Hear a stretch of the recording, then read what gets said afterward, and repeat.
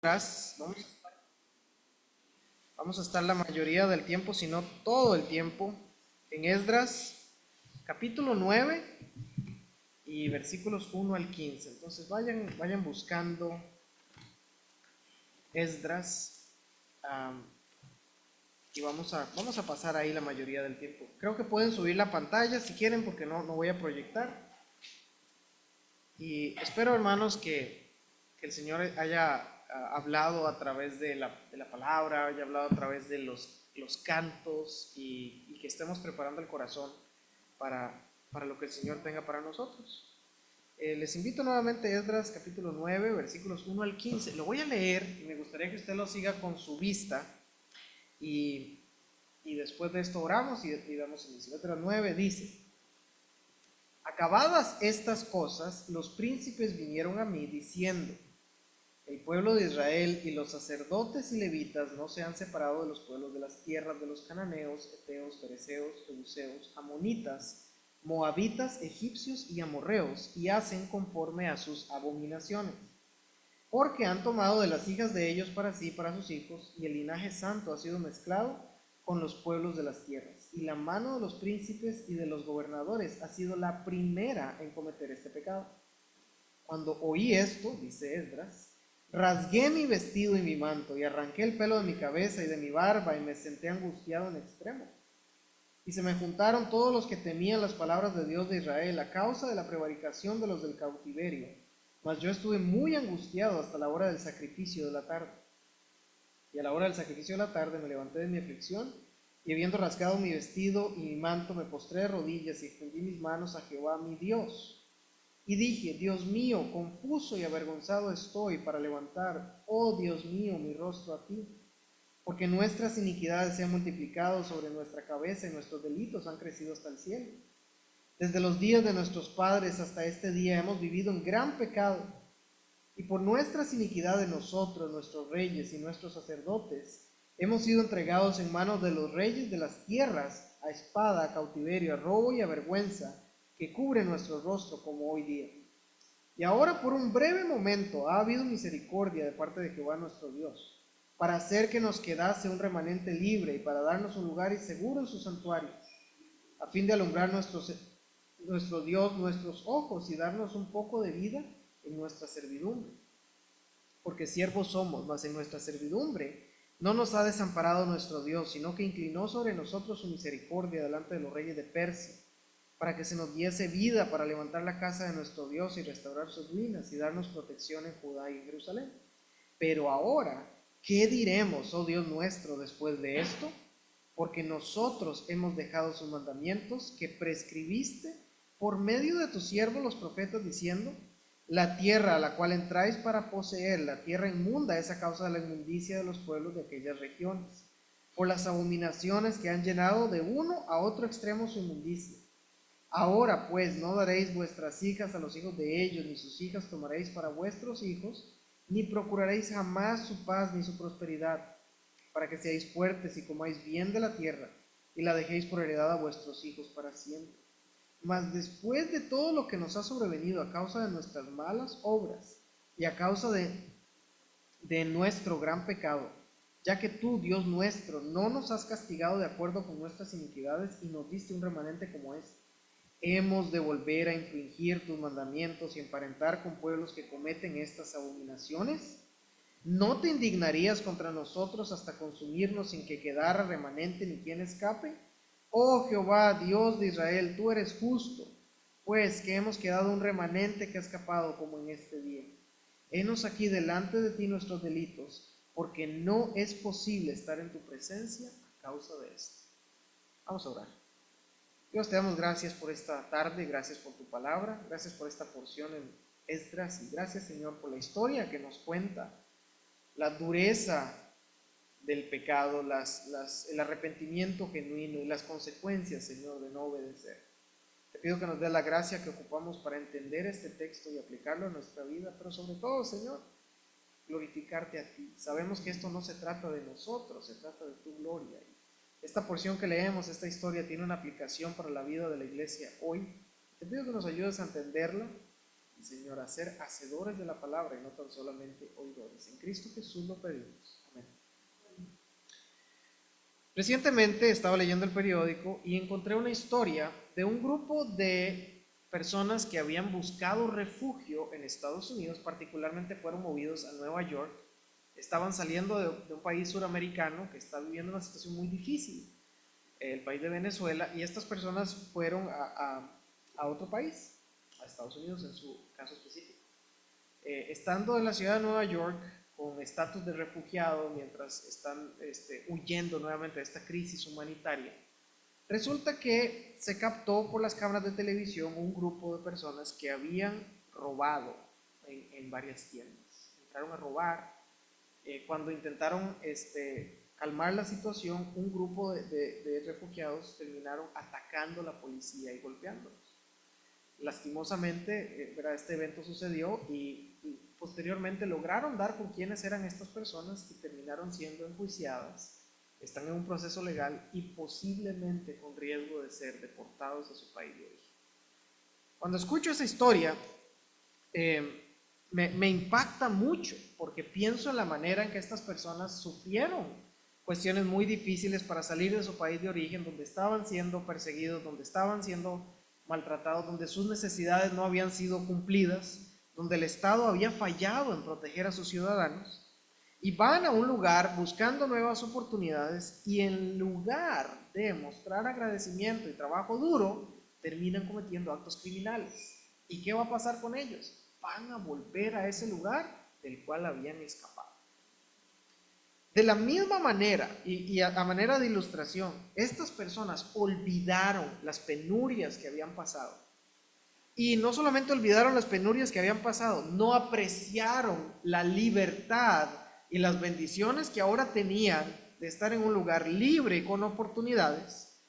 Las personas en el Antiguo Testamento, en la época de Esdras, estaban haciendo lo mismo. Habían vivido en cautiverio, habían sido oprimidos, habían sido maltratados, son hechos libres por un decreto y vuelven a Israel, y estando en Israel en un cortísimo periodo de tiempo, vuelven a hacer las cosas por las cuales habían sido expulsados de la tierra de Israel. Y aquí en la historia vemos a un Esdras contrito, muy preocupado por este pueblo y por el juicio que él temía que Dios iba a emitir. Con esto entonces vemos en Esdras 9, particularmente versículos del 1 al 11, que debido a que desobedecemos al Señor y desatendemos sus mandatos, debemos buscar arrepentimiento genuino delante del Señor. La historia de Esdras es un recordatorio, no solamente de que Dios es un Dios de juicio cuando pecamos, aunque sabemos que no vamos a experimentar la ira de Dios nunca más. Si estás en Cristo, has sido perdonado. Pero si eres un hijo de Dios, experimentarás su disciplina si desobedeces. Vemos en la historia no solamente a un Dios que está amando y restaurando al pueblo de Israel, sino vemos a un pueblo terco y duro que vuelven a la vieja vida de la cual habían sido rescatados. La historia de Esdras, y particularmente este pasaje, hermanos, es un recordatorio nuevamente que debemos vivir una vida de recuerdo de quién es Dios y lo que Dios ha hecho por ti, y no vivir y caer en las cosas de las cuales fuiste rescatado. Y lo otro que podemos aprender es que en Dios, en Cristo, siempre hay esperanza. Siempre Dios perdona, Dios ama, Dios restaura. El título de este mensaje es Reconociendo la desobediencia y volviendo a su misión con el Señor. Lo que estamos viendo aquí nuevamente es un Esdras avergonzado por la desobediencia de Israel, recién liberado de la cautividad y clamando arrepentido al Señor, pidiendo misericordia para con su pueblo. Hablándoles un poco de la estructura del libro y cómo vemos el libro de Esdras, aquí en el capítulo 9, versículos 1 al 5, vemos a Esdras siendo informado por el pecado de Israel, versículos 1 y 2. Vemos la reacción de Esdras en los versículos 3 al 6. Vemos el relato de la precautividad de Israel en los versículos 7 al 9. Vemos el asombro de Esdras por el pronto olvido del pacto en los versículos 10 al 12, y vemos a Esdras alabando la misericordia de Dios en los versículos 13 al 15. Entonces vamos a tratar de ir viendo este pasaje, entendiendo lo que Esdras está haciendo y aplicando principios para nuestra vida. Como primer punto, debido a que desobedecemos al Señor al desatender sus mandatos, debemos revisar nuestras vidas en busca de aquello que desagrada al Señor. Debido a que desobedecemos al Señor al desatender sus mandatos, debemos revisar nuestras vidas en busca de aquello que desagrada al Señor. Fíjense lo que está pasando en los versículos 1 y 2. Acabadas estas cosas, ¿y cuáles serán estas cosas? En los capítulos anteriores, el capítulo 8, está narrando, por ejemplo, cómo el pueblo de Israel estaba volviendo y qué familias estaban volviendo a la tierra de Jerusalén. Y habla de la cantidad de material que estaba volviendo. Dice, por ejemplo, en el 8:33, la plata que estaba llegando y todo lo que iba a ir para esta movida del pueblo de Israel. Y para que tengamos contexto, hermano, lo que está pasando aquí, recuerden la gran historia. Dios crea el mundo en Génesis. Dios crea a Adán y Eva. Adán y Eva pecan, son expulsados del jardín del Edén. Dios promete en Génesis 3:15 lo que llamamos el protoevangelio, que un día iba a llegar alguien que iba a ganarle, iba a derrotar a Satanás. Pasa el tiempo y vemos más adelante en la historia a un hombre que se llamaba Abraham, que Dios escoge, ¿verdad? Dios lo saca, le dice, vas a dejar tu tierra y tu parentela y vas a ir a un lugar, y promete que le va a dar una nación grande. Abraham tiene un hijo que se llama Isaac y Dios promete que él va a hacer una obra grande a través de él. Isaac tiene un hijo que se llama Jacob. Luego Jacob tiene una gran familia. El pueblo de Israel, por diferentes circunstancias, llega a Egipto. Allá, estando en Egipto con José, Dios saca al pueblo de Israel utilizando a Moisés, los lleva por 40 años a través del desierto y los lleva a la tierra prometida, a un lugar que Dios le había prometido a Abraham. Un lugar precioso donde fluye leche y miel, y el pueblo de Israel tiene que pelear. Y cuando entran a la tierra, Dios le dijo, no se emparenten con las personas de esa tierra, son idólatras, son malvados. Dios va a expulsarlos, ustedes tienen que obedecer. Dios va delante de ustedes. Y el pueblo de Israel falla, y hacen pactos, y se casan, y se quedan con personas de ahí. Pasa el tiempo, el pueblo de Israel quiere un rey, Dios les da reyes, ¿recuerdan? Bueno, primero habían jueces, luego Dios les da reyes, luego viene una época de gran prosperidad con el rey David, y luego viene Salomón. Salomón empieza a fallar, empieza a construir templos, su vida termina mal, él adorando los dioses de sus mujeres. Luego vienen sus hijos y hay grandes guerras y hay batallas, se divide el norte y el sur de Israel. Y siguen idolatría y no confían en Dios, y hay reyes buenos y reyes malos. Y Dios empieza a decirles, va a venir juicio si ustedes no se arrepienten. Y manda profetas que les dicen, arrepiéntanse o va a venir juicio. Y el juicio va a venir en forma de pueblos que los van a conquistar y que se los van a llevar cautivos. Hermanos, si pasa, sucede. Se llevan cautivos. ¿Se acuerdan de Daniel? Él fue uno de esos. Lo llevaron a Babilonia. Hermanos, se los llevaron de su casa, de su tierra, les cambiaron el idioma, les querían cambiar el nombre, la religión, se los llevaban. Y ellos ven y ellos claman, y Dios, ¿cuándo volveremos a nuestra tierra? Ellos añoran y ellos desean. Empieza a suceder, Dios empieza a actuar, pasan una cantidad de años. Y en Esdras capítulo 1, versículo 1, dicen, el primer año de Ciro, rey de Persia, para que se cumpliese la palabra de Jehová por medio de Jeremías, despertó Jehová el espíritu de Ciro de Persia, el cual hizo pregonar por su reino. Y dijo Ciro de Persia, Jehová, Dios de los cielos, me ha dado los reinos de la tierra y me ha mandado que le edifique una casa en Jerusalén. Quien haya entre vosotros de su pueblo, sea Dios con él, y suba a Jerusalén que está en Judá y edifique en casa. Imagínense. Años de cautiverio, viviendo en una tierra que no es la de ellos, con un idioma diferente, con dioses diferentes, y ahora de repente Dios mueve el corazón de un impío y dice, Dios de los cielos me dijo que le edifique casa, y prácticamente está diciendo que los que quieran ir que vayan. Imagínense. Esto es un empiezo nuevo. Volvamos. Y empiezan a ir y el rey les da dinero y les da provisión. Y vemos en Jeremías todo lo que les ayuda y la gente va y la gente batalla. Y llegan a Jerusalén. Y la ciudad está en ruinas, y tienen que edificar, y tienen que construir, y tienen que trabajar duro, y queremos empezar bien. Y de repente está nuestro amigo Esdras por ahí en el capítulo 9, el versículo 1. Lo llaman y le dicen: hey, Esdras, tengo que decirle algo. ¿Qué pasó, verdad? Y el versículo 2 dice: han tomado de las hijas de ellos para sí, para sus hijos, y el linaje santo ha sido mezclados por los pueblos de las tierras, y la mano de los príncipes y los gobernadores ha sido la primera. Hermanos, imagínense en el balde de agua fría que pasó en ese momento. Esdras, el pueblo volvió a hacer aquello por lo cual habían sido expulsados de la tierra, hermanos. Eso es lo que está pasando. El pueblo está haciendo las cosas por las cuales habían sido deportados, por las cuales el juicio de Dios había venido sobre Israel. Y no es solo eso, es que los primeros en hacerlo, dice ahí, los príncipes y los gobernadores han sido los primeros en cometer este pecado. Los líderes que era esperado que guiaran al pueblo a la obediencia a Jehová, fueron los primeros en tropezar.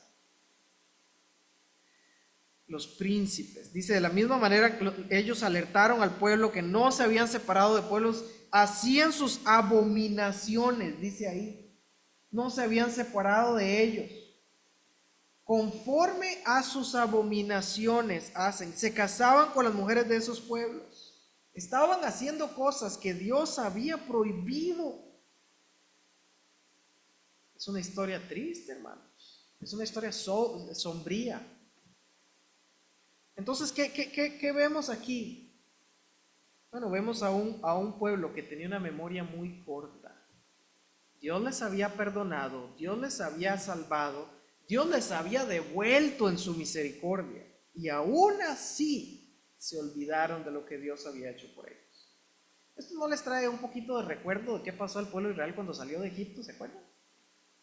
Salen de Egipto, ven 10 plagas, ven a Dios librando a sus hijos primogénitos, cuidándolos del granizo, cuidándolos de la sangre, cuidándolos de las tinieblas. Ven el mar rojo partirse a la mitad y las aguas quedarse como cortinas, pasar en seco, el pueblo egipcio destruido. Y llegan al otro lado y ¿qué dicen? Ay, cómo extraño las cebollas. ¡Wow! ¡Qué memoria más corta! ¿Y saben qué? A manera de aplicación, hermanos, qué fácil es ver el pueblo de Israel y decir: qué barbaridad, que yo jamás lo hubiera hecho. Cuidado. ¿Cómo se les ocurre extrañar la cebolla? Cuidado. Nosotros, hermanos, la palabra de Dios nos dice en el libro de Romanos que estas cosas fueron escritas para nuestro entendimiento, para que tengamos esperanza. Es una historia, es una narrativa, es una historia del Antiguo Testamento. Pero tú y yo podemos aprender. Debemos entonces, basado en lo que hemos aprendido en estos primeros 2 versículos, a examinar nuestro corazón y examina tu corazón. ¿Hay algo en tu vida hoy como creyente que estás añorando de tu vida pasada? Cuidado. ¿Hay algo en tu vida hoy que desagrada al Señor y que necesitas dejar? Así como los líderes de Israel fueron los primeros en caer e hicieron lo malo, el pueblo siguió su depravado ejemplo. Y el otro punto de aplicación que quiero ver aquí es: ¿cuál es el ejemplo que estamos siguiendo? El pueblo de Israel dice que los que primero cayeron fueron los líderes y después siguió el pueblo. Hoy día hay toda una tendencia que se llaman los influencers. Y los influencers son personas que algunas de ellas tienen contenido bueno y algunas de ellas es contenido que es hueco, no aporta nada. ¿A quién estamos siguiendo? ¿Verdad? Ahorita acaba de pasar el Super Bowl en Estados Unidos y fue muy famoso porque salía Taylor Swift. Y ella tenía novia, un jugador del equipo ahí, y el equipo de él ganó. Entonces, ay, verdad, el mundo está de cabeza por Taylor Swift. Es en serio, ese es un ejemplo que queremos ver y seguir, ¿verdad? O queremos ver y seguir artistas, o queremos ver y seguir hombres, cuando la palabra de Dios nos dice que pongamos nuestros ojos en Cristo. Mateo 6:33 nos dice que busquemos primero, debemos buscar las cosas de arriba, busquemos el reino de Dios y su justicia, y todas las demás cosas van a ser añadidas. Entonces, debido a que desobedecemos al Señor y desatendemos sus mandatos, debemos revisar en nuestras vidas qué es lo que desagrada al Señor. El pueblo de Israel estaba haciendo las cosas por las cuales habían recibido el juicio de Dios. Hoy día, tú y yo, como yo les mencioné ahorita, no vamos a experimentar el juicio de Dios. En Cristo hay libertad. Él ya llevó todo tu castigo en la cruz si eres salvo. Nunca más vamos a recibir la ira de Dios por el pecado. Experimentamos su disciplina por nuestra desobediencia. Pero, como nos recuerda nuevamente el libro de Romanos, ¿perseveraremos en pecado para que la gracia abunde? En ninguna manera. ¿Está tu vida de hoy reflejando al nuevo Iván, al nuevo, y ustedes tienen su nombre, entendiendo y agradecidos por el gran sacrificio que hizo Cristo en tu vida?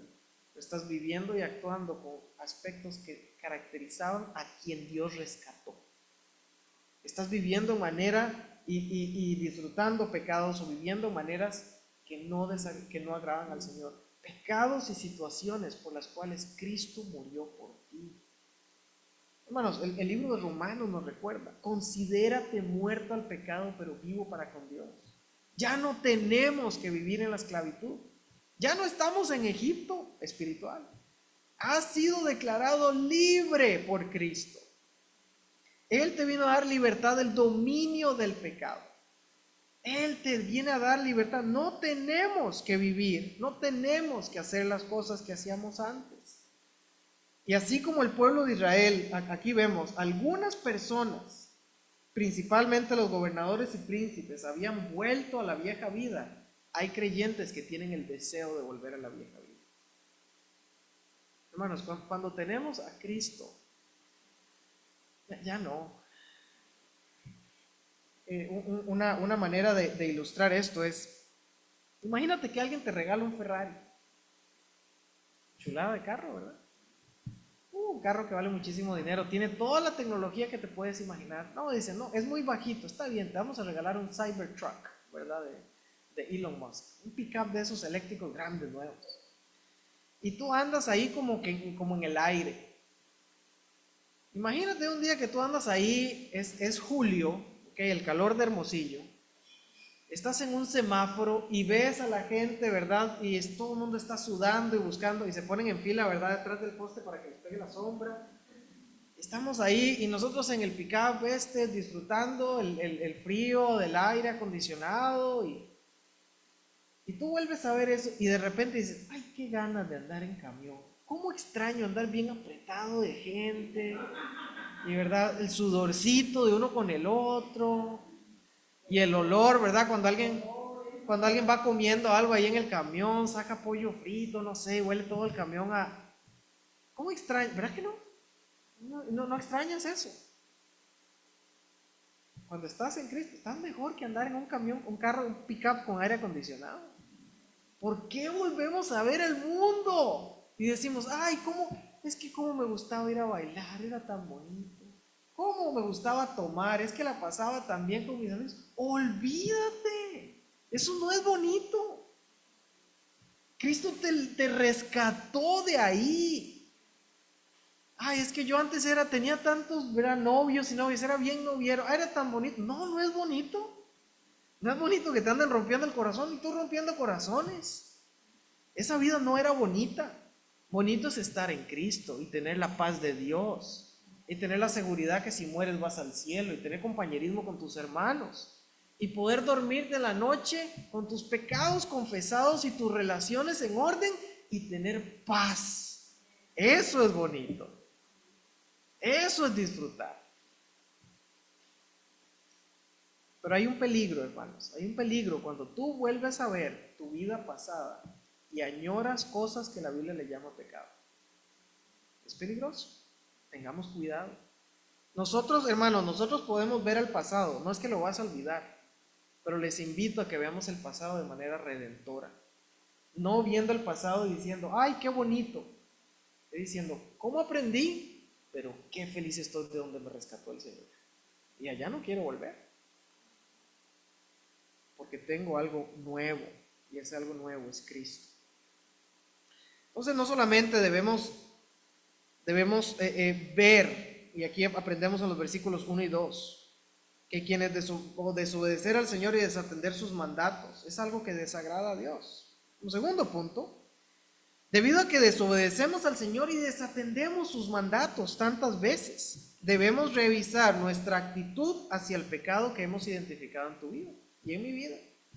Los versículos 3 al 6 pueden parecer un poco extremos, porque mira lo que está haciendo aquí Esdras.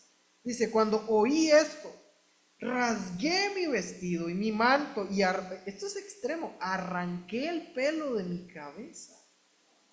Y peor aún, la barba, dice ahí. Y me sentí angustiado en extremo. Hermanos, yo nunca me he arrancado la barba de angustia. Me dolería mucho. Imagínense, pero la reacción que está teniendo aquí Esdras es equivalente al pecado que había cometido el pueblo. Hermanos, entendamos otra vez, el pueblo acaba de volver después de años de estar en exilio. Acaban de volver y recién llegaditos, la gente está haciendo los mismos pecados por lo cual habían sido deportados. Imagínense. Esdras se desarma delante de Dios, se quita, se rompe el vestido, se arranca el cabello, se quita la barba y clama a Dios, angustiado en extremo. Más adelante dice que me postré de rodillas y extendí mis manos a Jehová. Esta es una posición de humildad extrema. Esdras está respondiendo de manera equivalente ante el pecado que el pueblo de Israel había cometido. Ahora, algo que podemos entender o algo que debemos ver, hermanos, es que no les estoy animando a que cuando pecamos empieces a gritar y te rompe la ropa y lleguen aquí luego el fin de semana con la cara toda llena de sangre, ¿verdad? Porque se quitaron la barba y el pelo. No, lo que creo que está pasando aquí es que las acciones tomadas contra el pecado son congruentes con la actitud por dicho pecado. De la misma manera que Esdras expresó su indignación, debemos revisar nuestra manera que reaccionamos ante aquello que desagrada al Señor. Nuestra sociedad, y creo que en algún momento lo mencioné aquí, ha hecho de aspectos pecaminosos cosas aceptables.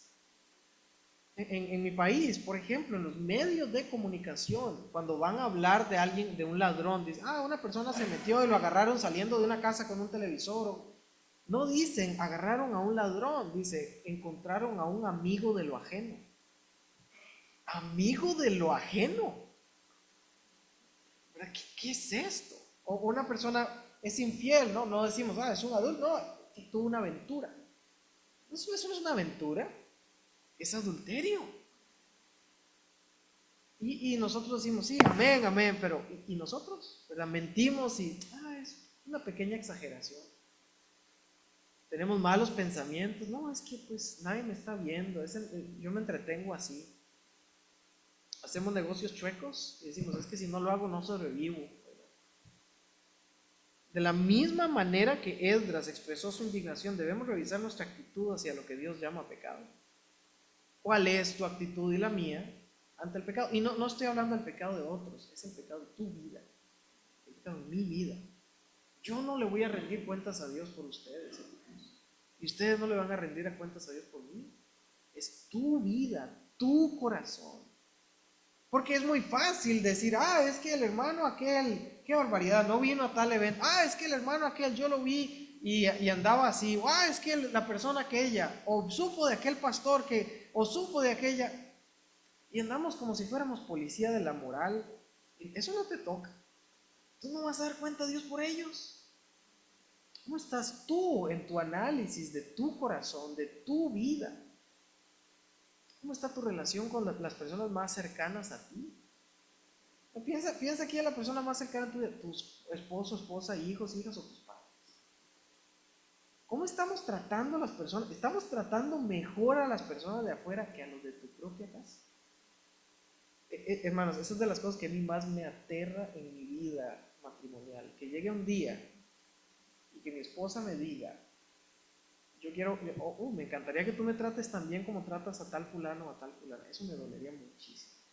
Porque la persona que yo más debo amar y mejor debo tratar es a mi esposa. ¿Estás maltratando a las personas cercanas en tu vida? Si eso es así, estás pecando. Arrepiéntete, pídeles perdón, restaura tu relación. ¿Estás batallando con tu mente, corazón y pensamientos? ¿Estás batallando con tu fe en Dios? Debemos revisar nuestra actitud hacia el pecado. Debemos saber si lo que estamos haciendo es congruente con lo que Dios dice. Ahora tenemos que ver también nuestro acercamiento a Dios. De la misma manera que Esdras llegó delante del Señor indignado por el pecado de Israel, debemos revisar si nuestra indignación nos lleva a frustrarnos y desesperanzarnos o acercarnos a Dios. Esto también es muy importante, porque tú puedes, hay personas que batallan mucho con la culpa es algo muy poderoso. Y hay culpa genuina. Si tú pecas y te sientes mal, hermano, eso no tiene nada malo. Esdras vio el pecado del pueblo de Israel y él no dijo, qué bueno que no fui yo, que son ellos. No, él se dolió del pecado de sus hermanos y le preocupó. Si tú pecas y el Espíritu trae culpa a tu corazón, que tu culpa te lleve a arrepentimiento y confesión. Pero también hay personas que batallan mucho por la culpa, se arrepienten y confiesan y empiezan a pensar, ¿cómo es que yo hice esto? Dios no me perdonó. ¿Cómo le hice aquello? Y en mi vida pasada hice aquello. Y viven en un mar de culpa. Hermano, si tú pecas, te arrepientes y confiesas tus pecados, 1 Juan 1:9 dice que Él es fiel y justo para perdonarte y limpiarte. Y cuando llega esa culpa y cuando llega esa condenación, ora y di, Señor, aumenta mi fe. Yo creo que ya me perdonaste. Yo creo que ya me limpiaste. Soy libre. No tienes que pagar por tu propia culpa. Cuesta trabajo ver este detalle de la culpa y el perdón. Pero ¿a qué estoy yendo con esto? Esdras no se arrancó la barba para hacer penitencia contra Dios. Él se arrancó la barba y el cabello y se postró rogando por misericordia. Y tú y yo, de la misma manera, no tenemos que pagar por nuestro pecado. Ya Cristo lo pagó todo en la cruz. Tú debes llegar y yo debemos llegar delante de Dios indignados por el pecado. Pero esa indignación nos lleva a arrepentimiento y confesión. Y después de la confesión hay restauración. No debe llevarnos a culpa incontrolada.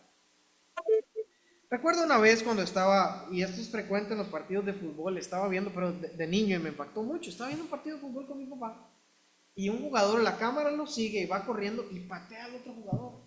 Y venga, los jugadores de fútbol como son, estudian un poco artes dramáticas, ¿verdad? Se tira así, ay, se agarra y daba vueltas como Neymar, ¿verdad? En el fútbol, y ay, se tiraba. Y la cámara cambia del jugador golpeado que va dando vueltas, que se vio el golpe, y me gira hacia el jugador que hizo la falta. Y el jugador que hizo la falta hizo la seña universal del fútbol de yo no fui. Hizo así. El árbitro había observado el golpe, sancionó al jugador que lo golpeó con una tarjeta amarilla y el jugador agresor estaba indignado. ¿Pero por qué? ¿Cómo que amarilla? Si este está exagerando. Y eso me hizo pensar. A veces experimentamos esto, ¿verdad? Nosotros pecamos y hay consecuencias del pecado. Y decimos, ¿pero por qué? Hay indignación, pero no hay indignación contra el pecado. Hay indignación contra las consecuencias. Y aquí vemos en esta historia, aprendemos de esta situación, que a veces nos indignamos más porque hemos sido descubiertos que por haber desobedecido a Dios. Y esa es la actitud equivocada. Hermanos, si batallas con algo y Dios lo trae a la luz, no es enojo porque fue traído a la luz. Dale gracias a Dios. Arrepiéntete y busca la misericordia y la reconciliación con Dios.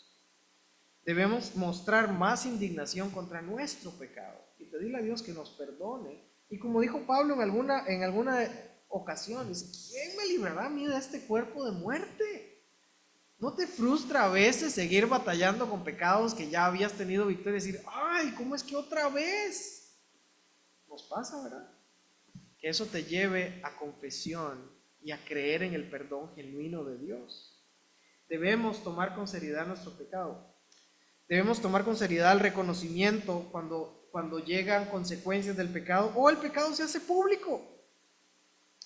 Debemos tomarlo muy en serio y esto nos debe llevar a morir al pecado, a confesar el pecado, a buscar reconciliación. No nos debe llevar a fatalismo y ay, nunca voy a poder ser librado de esto, porque en Cristo ya tienes la victoria, ya Él la dio, ya sabemos el final de la historia. Él murió, resucitó para que tú y yo tengamos vida nueva. El pecado no se enseñoreará de ti, ya tú tienes la victoria, créelo, pero vive una vida que refleja esta fe. Continuando aquí, vamos a ver del versículo 6 parte B hasta el 15. Entonces vimos ahí cómo viene la confesión, cómo Esdras se tira al piso, cómo pide ayuda a Dios, cómo Dios le escucha. Y del 6b en adelante, debido a que desobedecemos al Señor al desatender sus mandatos, debemos ir en confesión como muestra de arrepentimiento por la ofensa cometida. ¿Cómo debemos, y algo que quisiera que aprendamos hoy, viendo este texto, cómo podemos o debemos confesar nuestras ofensas al Señor? ¿Alguna vez has escuchado a alguien dando una confesión que suena muy superficial y falsa? Perdóname por todo lo que le he hecho, dicen algunos. ¿De veras? O usted sabe cómo es, somos amigos, usted me perdona, ¿verdad? No hay una confesión genuina. ¿Cómo debemos confesar nuestras ofensas? Voy a darle 4 maneras en que creo que podemos llegar delante del Señor. Cuando Él trae convicción a nuestra vida, trae arrepentimiento y nosotros vamos a confesarle a Él. Primero, en completa humildad. Mire lo que dice el versículo 6. Y dije, Dios mío, confuso y avergonzado estoy, oh Dios mío, para levantar, oh Dios mío, mi rostro a ti. Esdras está con la actitud correcta. Él llega delante de Dios y dice, tengo vergüenza y confusión.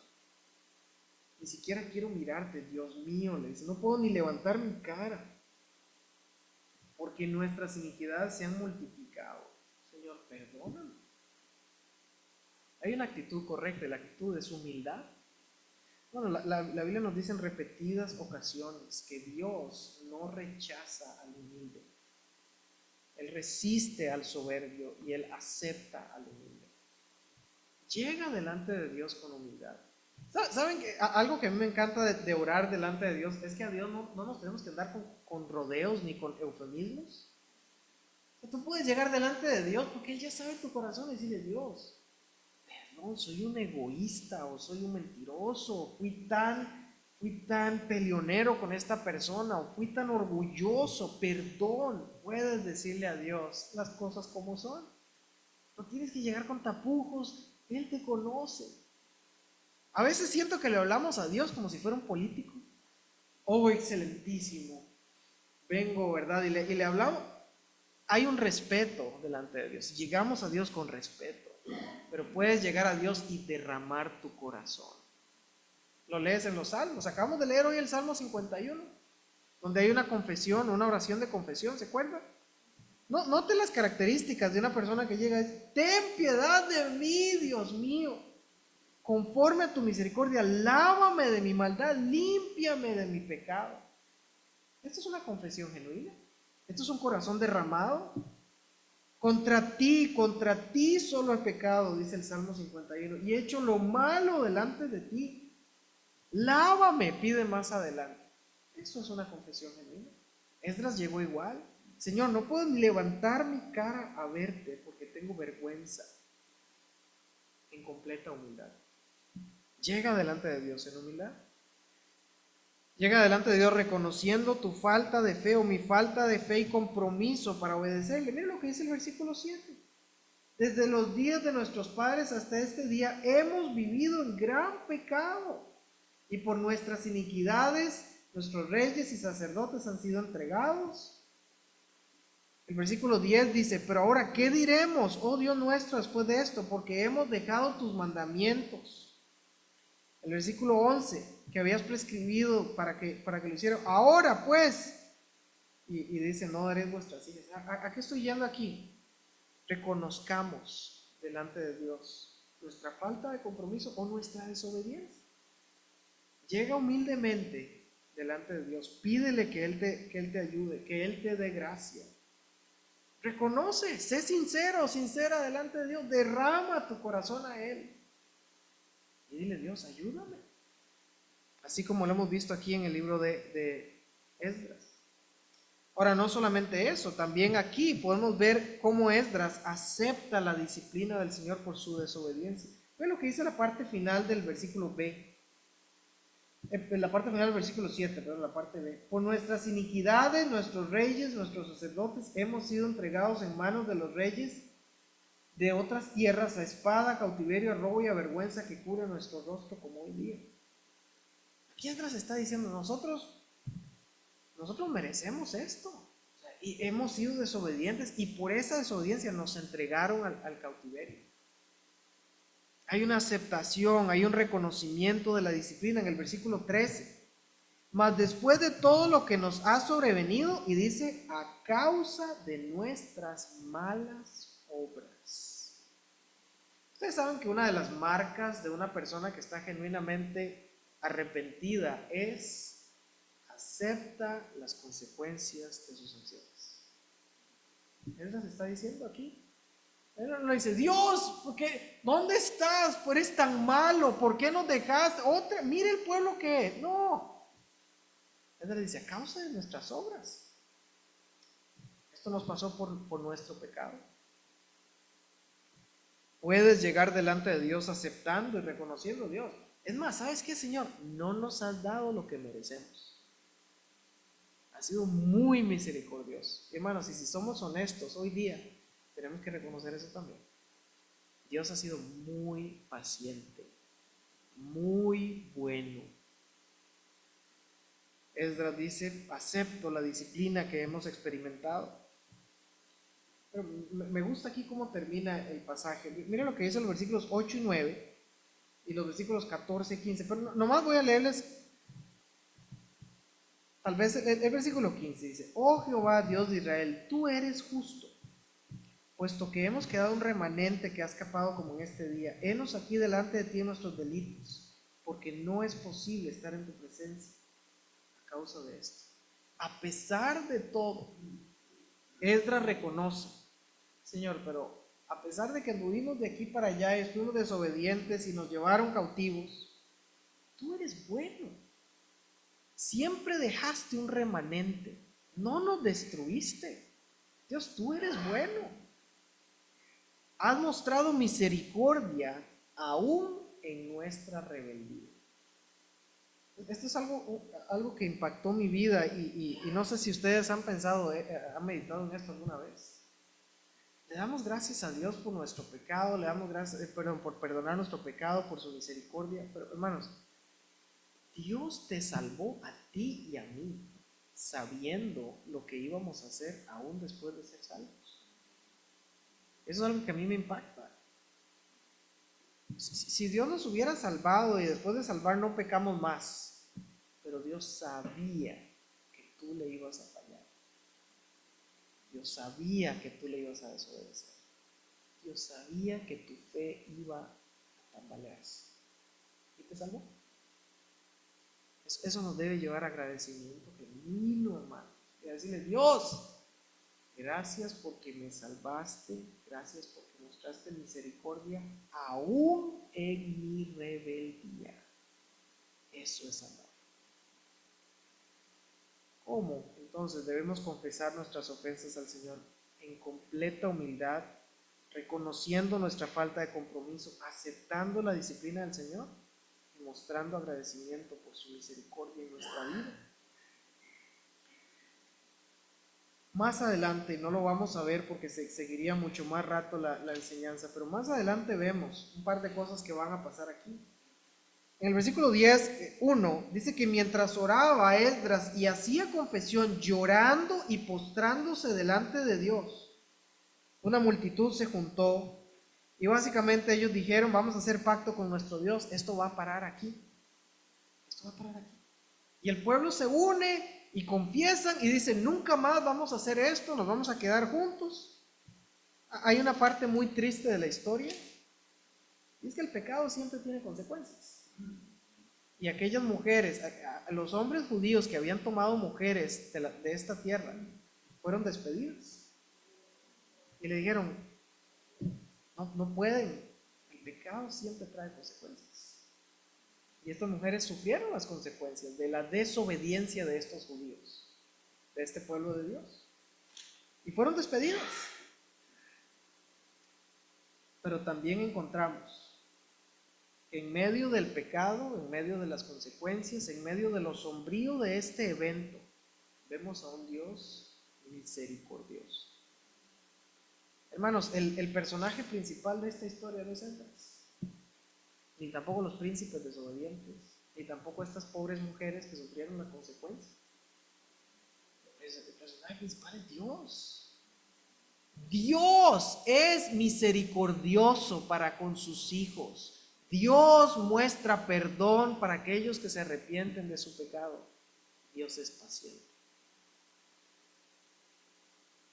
Debemos recordar, hermanos, con la ilustración que yo inicié, hay personas que se olvidan de lo que fueron rescatadas. No seas tú como estos príncipes y estos gobernadores que olvidaron, pecaron, vivieron las consecuencias y sufrieron. No menospreciemos la misericordia de Dios, que la misericordia de Dios nos lleve a estar agradecidos y a adorarlo. Y que el amor y el agradecimiento que tenemos para con Dios nos lleve a no querer vivir la vida que teníamos antes de Cristo. Eso nos debe llevar a querer, hermanos, alejarnos tanto de aquello. Fuimos rescatados de la inmundicia, del pecado, de la desobediencia. Y ahora estamos en la familia de Dios, somos coherederos con Cristo, tenemos esperanza, tenemos un futuro asegurado, tenemos libertad, tenemos el amor de Dios, la comunión. Hemos sido rescatados de tanto. Dios ha sido tan misericordioso con nosotros. Que esta historia nos recuerde que hemos sido liberados de la esclavitud del pecado para servir al Señor. Que esta historia nos recuerde que no podemos olvidar al Señor y el rescate que Él hizo por nosotros para volver a aquello que le desagrada y nos hace daño. Y que Dios nos ayude a ver el pecado como lo es, algo serio que desagrada al Señor. Y que cuando pecamos, abogado tenemos con Jesús. Y tú puedes ir a Él y pedir perdón. Y en Cristo siempre vas a encontrar perdón y siempre vas a encontrar esperanza. Disfruta de la comunión con Él. Ámalo, búscalo, cree en su perdón y vive una vida que sea para la gloria de su nombre y para la gloria del Padre. Vamos a orar.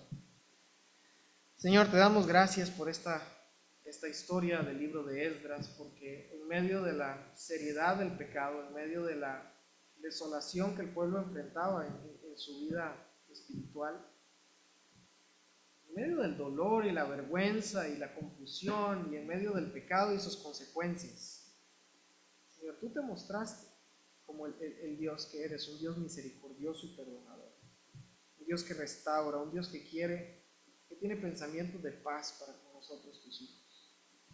Y Señor, ruego que al acabar esta enseñanza tú nos des la gracia para entender que tú eres el personaje de la historia, el Dios perdonador y misericordioso, que quiere que vivamos una vida en comunión contigo por el agradecimiento de tu misericordia, que nos alejemos del pecado, que te amemos y te busquemos más, y que creamos en tu perdón y en tu restauración cuando fallamos. Danos la gracia, Señor, de no menospreciar tu misericordia, sino estar siempre agradecidos. Padre Celestial, ayúdanos a meditar en ti, en lo bueno que eres, en tu amor, y ayúdanos a compartir esa misericordia con otros. Te damos gracias, Padre Celestial, en el nombre de Cristo Jesús.